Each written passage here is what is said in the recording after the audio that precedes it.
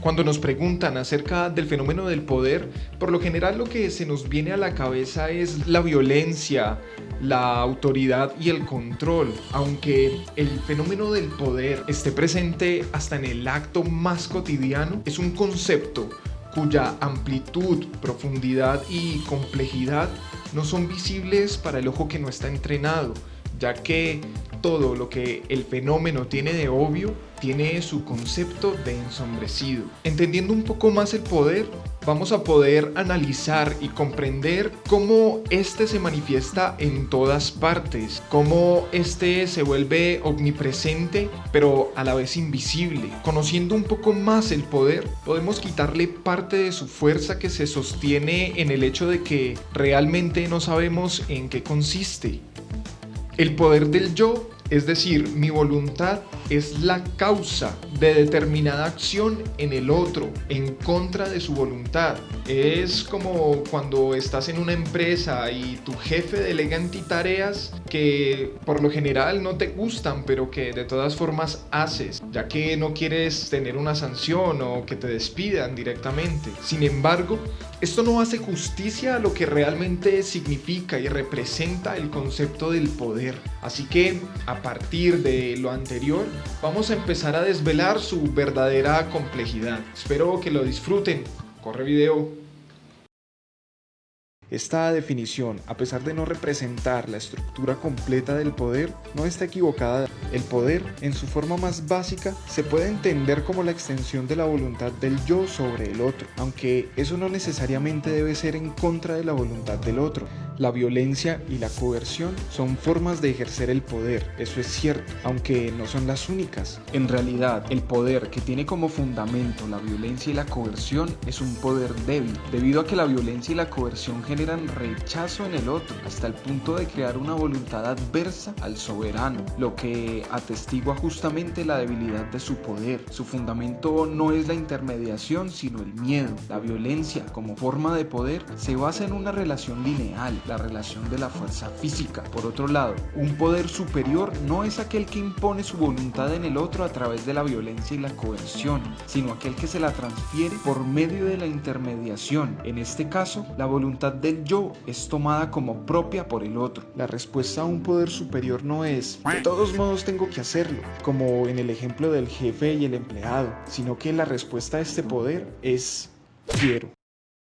En el poder basado en la coerción y la violencia, al existir una intermediación pobre o nula, la voluntad del yo no es recibida en el otro, sino rechazada, mientras que cuando la intermediación aumenta, la voluntad del yo no opera en contra de la voluntad del otro, sino desde ella. Es decir, cuando un súbdito sigue el mandato de un soberano por voluntad propia, cuando un caballero en infierno encarnado mira la muerte a la cara hasta sumergirse en el abismo más profundo por la supremacía de la corona que lleva en el alma y en el corazón. O, de forma menos poética, el hombre masa que va al centro comercial a comprar porque supuestamente quiere o porque necesita, sin advertir que, lejos de seguir su propia voluntad, sigue la voluntad del mercado.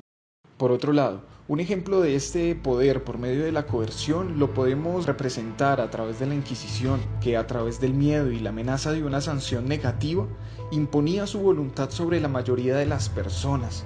El poder de la Iglesia durante la Inquisición era un poder débil, su intermediación era pobre, se basaba en la punición. Esto, de forma automática, es rechazado por esta ingobernabilidad característica de la subjetividad.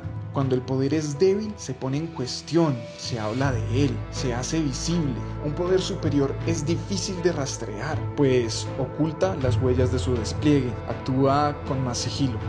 Un ejemplo de esto lo podemos encontrar si volteamos nuestra vista hacia el pasado. Durante muchos siglos, la Iglesia Católica era absoluta. Nadie cuestionaba su autoridad ni su actuar. Durante estos años, las personas asumen la voluntad de la Iglesia como la voluntad de Dios, algo incuestionable. Pero a partir del siglo XII, esto empezó a cambiar. Se empezó a poner en cuestión la autoridad enmarcada en la fe. Se hizo visible la corrupción eclesiástica. Esto finalmente debilitó el poder de la Iglesia. La gente hablaba de esto, rumores circulaban entre las personas. lo que llevó a Martín Lutero a tomar las acciones para la Reforma Protestante, dividiendo a la Iglesia en dos, y con la posterior separación de la Iglesia Anglicana a causa de la negativa del Papa Clemente VII frente al divorcio de Enrique VIII y Catalina de Aragón, se hizo latente el debilitamiento del poder por parte de la Iglesia, lo que en el futuro abriría puertas a los liberales burgueses en busca de un Estado sin intervención eclesiástica, lo que hoy llamamos Estado laico. El poder a su vez es fuente de más poder. Las relaciones de poder no se reducen a una relación lineal de imposición, rechazo o transferencia, afirmación. También se puede dar el caso del rey que necesita del otro para llevar a cabo lo que su voluntad quiere. Esto otorga poder al otro y limita el actuar del yo, pues el rey ya no puede imponer sus exigencias sin considerar al otro, quien puede reaccionar frente a la coerción renunciando a ofrecer su colaboración. Según Chul Han en su obra sobre el poder, este es un fenómeno de la continuidad y del espacio. Cuando un soberano transfiere su voluntad al otro y ésta la acepta como propia, representa la continuidad de la voluntad del rey en el súbdito, lo cual dota al rey de más poder y más espacio para continuarse a sí mismo, en otros. En otras palabras, un rey absoluto ocupa el espacio que ocupa todo su reino, dado que todos los súbditos han adoptado la voluntad del soberano como la suya propia. En esta manifestación del poder superior es determinante que la voluntad del yo sea capaz de reafirmarse a sí misma en el otro. De nada sirve la transferencia de la voluntad, o sea, el mensaje, si no causa una acción. Pero esto no quiere decir que sea únicamente una relación de estímulo-respuesta, sino más bien que la voluntad del yo no se pierda en el otro, que la voluntad del yo supere la voluntad del otro, se reafirme y se recobre a sí misma en el otro. En otras palabras, el yo realiza en el otro sus propias decisiones. El capitalismo y todo lo que de este se desprende actúa sobre nosotros como ese soberano que transfiere su voluntad, que se continúa a sí mismo en nosotros, hasta el punto en el que ya ni siquiera nos vemos en la necesidad de desarrollar una voluntad propia. Trabajamos para el capitalismo porque éste nos dijo que debíamos hacerlo y lo hicimos. Compramos y consumimos para el capitalismo porque éste nos dijo que debíamos hacerlo y lo hicimos.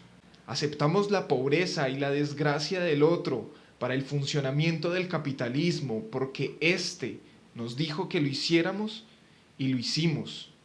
No tenemos voluntad, no tenemos capacidad de elección, porque todo lo que hoy elegimos ya fue escogido antes para nosotros.